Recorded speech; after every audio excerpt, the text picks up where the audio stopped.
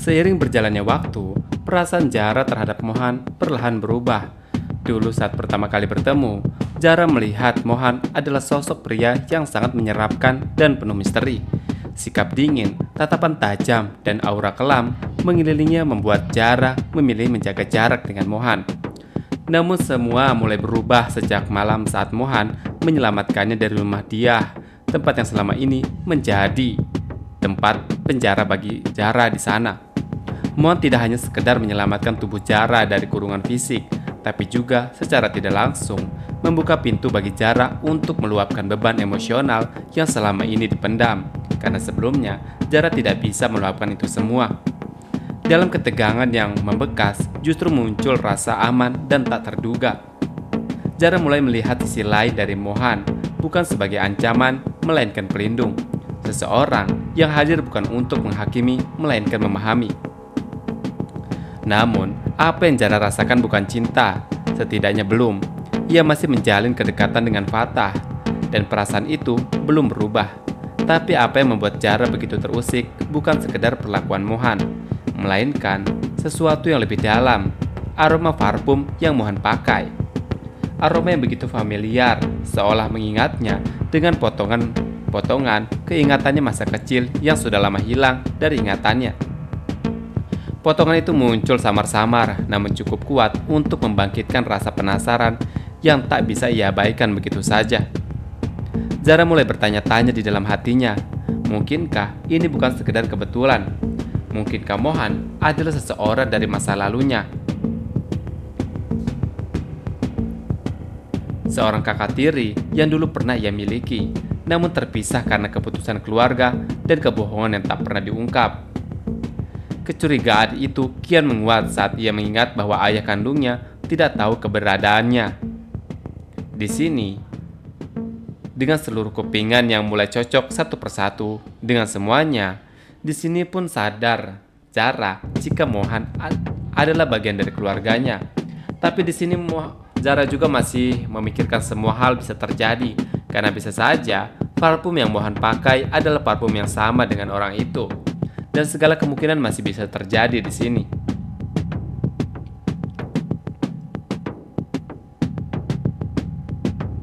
Di sisi lain, Mohan juga mulai merasakan sesuatu yang tidak biasa.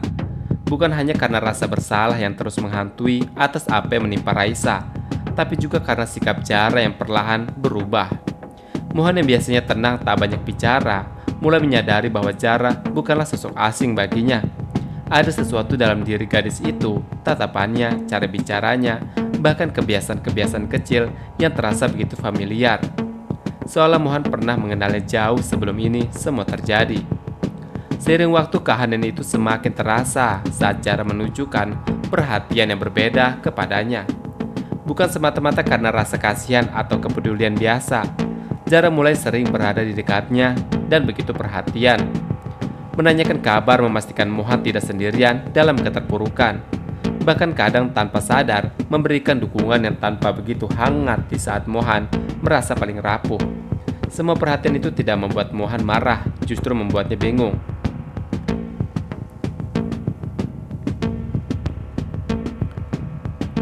Sementara itu, Matthew, sosok yang sangat dingin dari Ormis, kini tak lagi hanya bergerak di balik bayang. Setelah kegagalan demi kegagalan membuat posisinya dalam organisasi terguncang, ia memutuskan untuk turun langsung menjalani strategi yang lebih licik dan berbahaya. Dengan identitas baru yang rapi dan latar belakang yang sudah dipalsukan sedemikian rupa, Matthew melamar sebagai staf di rumah sakit tempat Raisa dirawat. Ia menyusup masuk bukan sebagai penjaga keamanan atau tenaga medis, melainkan bagian dari staf administrasi logistik. Dan ia sangat cerdik dan tersembunyi, tak juga mencolok, tapi cukup strategis untuk mengakses informasi penting tentang pasien keluar masuk dari orang-orang.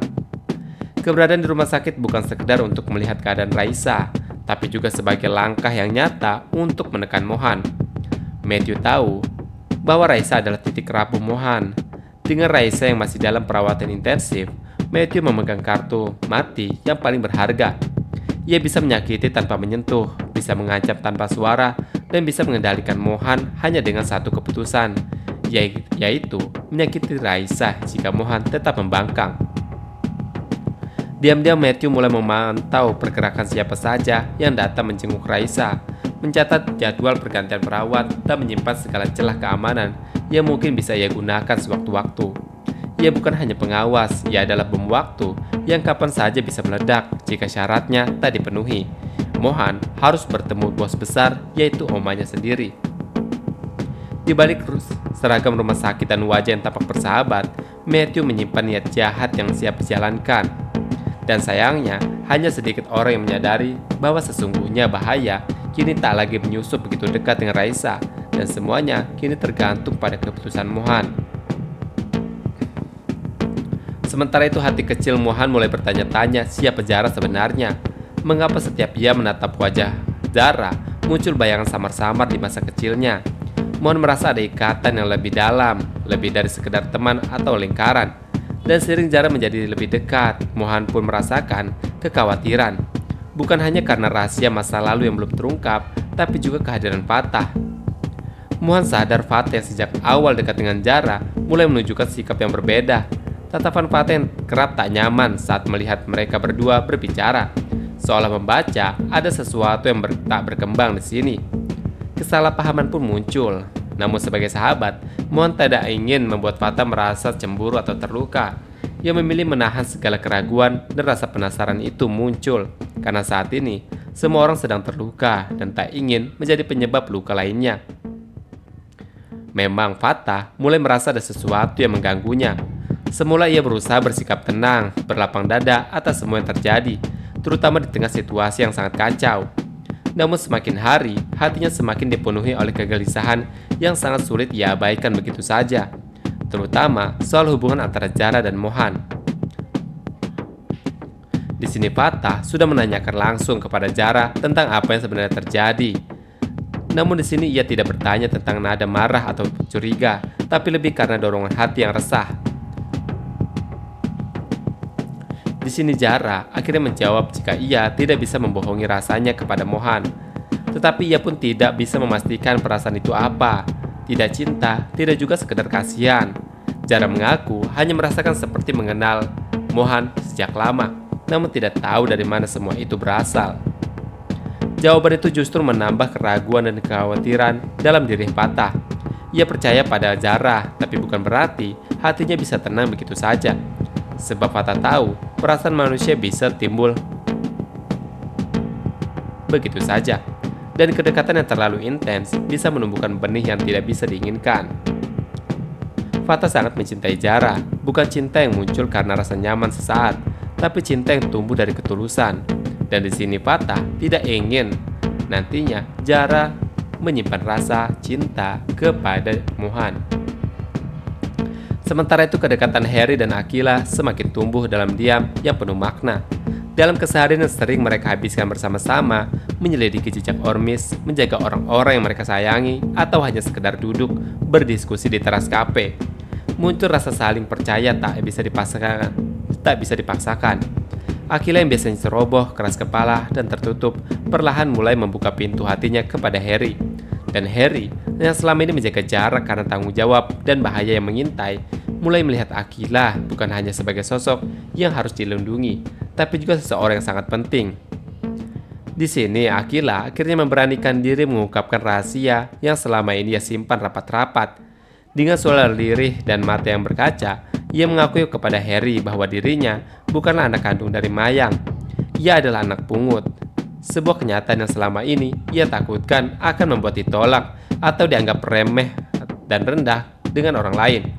Akila merasa beban itu semakin berat seiring bertambahnya konflik dan tekanan dari awal. Namun reaksi Harry sungguh luar biasa dengan Akila. Tidak ada keterkejutan, tidak ada rasa iba, apalagi penilaian. Harry hanya memandang Akila dengan tenang, lalu mengaku pelan, seolah mengerti betul arti luka tersebut.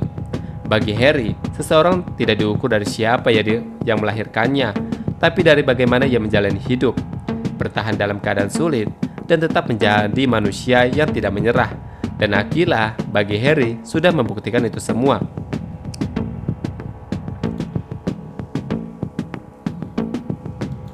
Dan dalam diam di sini Harry menyimpan rasa respek kepada Aquila. Ia tahu keberanian untuk membuka luka masa lalu bukan hal yang mudah. Dan justru dari sanalah ia semakin yakin bahwa Aquila memiliki kekuatan yang luar biasa dan cocok menjadi orang yang mengerti teknologi dan menjadi hacker nantinya.